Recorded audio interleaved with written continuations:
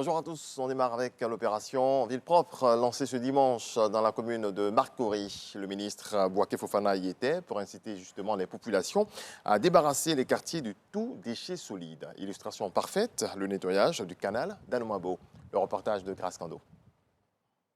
Pneus usagés, déchets encombrants, gravats, le tout mêlé d'ordures ménagères.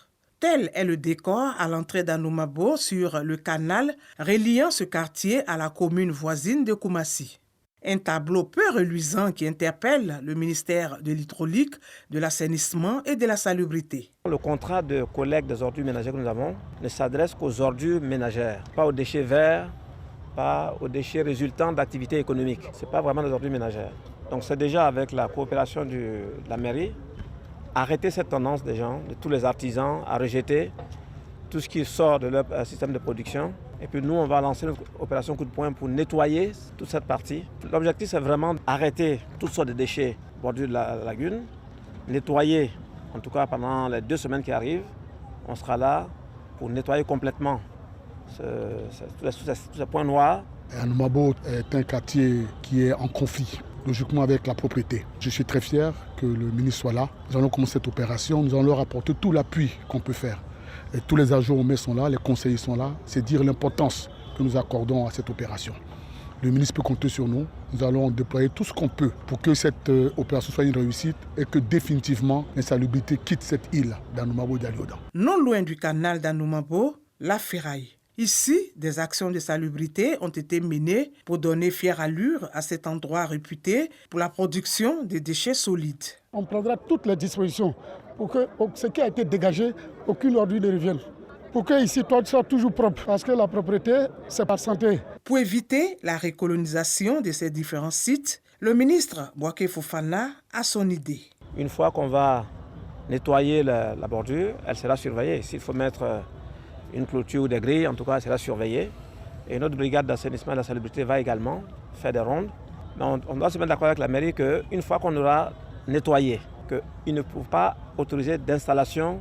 Nous, en tout cas, en tant que ministère, une fois qu'on aura nettoyé, chaque fois qu'on viendra ici, s'il y a une installation, on n'a pas besoin de préavis, elle sera démolie. Le bord lagunaire de Koumassi Campement, baptisé désormais cité Houphouët-Boigny, a été aussi visité par le ministre Bouaké Fofana pour s'imprégner de l'exploitation illicite faite par les populations promptes à remblayer sans accord préalable des autorités.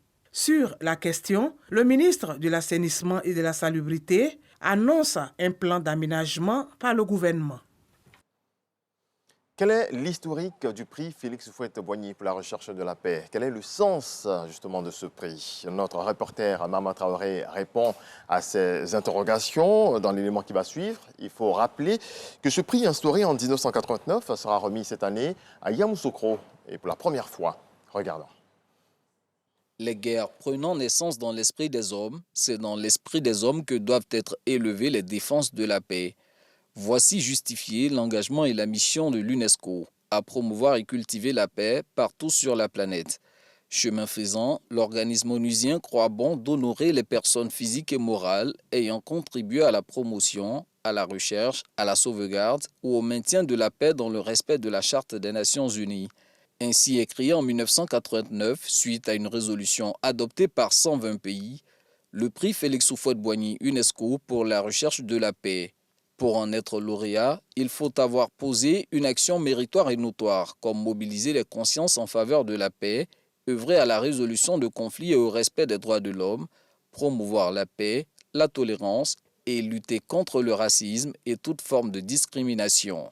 Pour quelques lauréats, cette distinction a débouché sur l'obtention du prix Nobel de la paix, citant Nelson Mandela, Frédéric Declercq, Yasser Arafat, Yitzhak Rabin, Shimon Peres, Jimmy Carter et Marty Ahtisaari. Après 3 décennies d'existence, le prix Félix Houphouët-Boigny UNESCO pour la recherche de la paix conserve toujours son prestige, aidé en cela par la Côte d'Ivoire et son président Alassane Ouattara.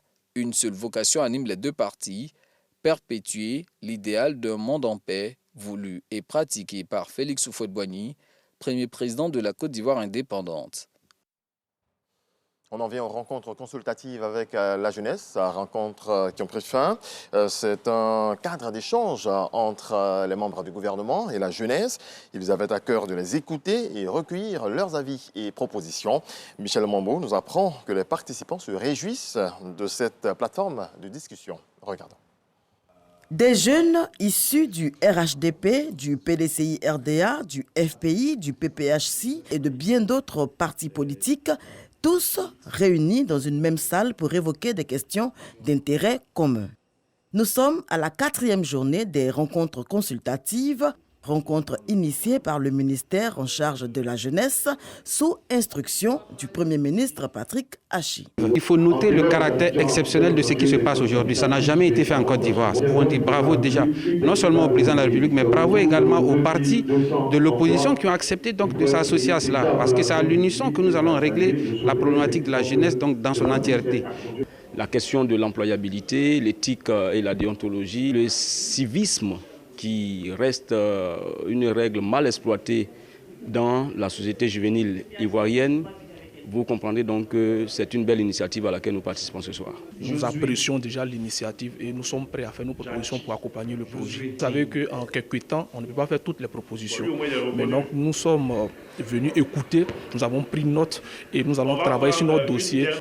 Mais notre proposition est que quand on parle de jeunesse, ce ne soit pas seulement les jeunes garçons, que la jeune femme aussi soit prise possible et surtout que la représentativité des femmes, comme le quota l'indique de 30%, soit respectée, que nous allions même vers la parité. Les jeunes issus du secteur informel n'étaient pas en reste. Le 3e jour de ces rencontres leur a été dédié. Économie numérique, médias, enseignement supérieur, éducation, sport, arts et culture, entrepreneuriat, tout y est passé pendant ces 4 jours d'échange. Les actions du gouvernement ont été présentées ainsi que les opportunités qui se présentent à ces jeunes. Ils ont désormais une semaine pour faire des propositions concrètes. Nous, on veut passer à l'action et on veut juger sur les actions concrètes qui seront menées par le gouvernement les prochaines semaines. Donc faites les propositions, on va les transmettre au Premier ministre, mais pour le reste, durant toute l'année, il y aura donc des propositions qui peuvent se faire. 2023, année de la jeunesse, le gouvernement joint l'acte à la parole à ces jeunes de saisir la balle au bon. Dans le reste de l'actualité au Mali, Guillaume Andali, directeur de la division des droits de l'homme de la MINUSMA, a été déclaré persona non grata et devra quitter le territoire national dans un délai de 48 heures. C'est ce qu'a indiqué hier la junte au pouvoir dans un communiqué. Un séisme de magnitude 7,8 a frappé ce lundi le sud de la Turquie et la Syrie voisine, faisant plus de 100 morts dans les deux pays et de très importants dégâts selon de premiers bilans. Et puis en musique, Grammy Awards, Beyoncé, la chanteuse américaine, a remporté cette nuit à Los Angeles 4 nouvelles récompenses pour porter son total à 32. Avant même la fin de la cérémonie annuelle de l'industrie musicale américaine, Beyoncé devient la plus récompensée de l'histoire des Grammy Awards. Excellente journée à vous tous, ça c'est la fin de ce point de l'actualité. Vous savez vous-même que je ne vais pas vous laisser partir. Vous le savez, Régis. Alors, en fait, moi j'aime bien. D'abord, j'adore, je suis la première fan de votre timbre vocal, donc quand j'entends la voix comme ça, c'est posé, j'adore. Mais à côté de ça, le style qui va avec. Alors, vous avez mis les gilets de côté depuis un certain temps, ce sont les bretelles qui sont là, et puis j'aime ce rappel subtil pour nous dire que la Saint-Valentin n'est pas très loin, Régis. Comment vous vous apprêtez pour la Saint-Valentin? Ben, je regarde la télé, cette voix. J'essaie de voir les programmes qu'on nous propose. Oui, justement, mais vous vous apprêtez, il y aura quoi en fait? Vous irez où avec votre épouse? Quel est le cadeau que vous pourrez faire? Non, mais justement, c'est ce que je dis. Je regarde la télé pour voir un peu voir les astuces. Les programmes. D'accord. Voilà, les programmes, parce que il y a plusieurs activités qu'on propose en ce moment. Qu'on propose en ce moment à la télévision. Donc, je regarde et puis bon, on va...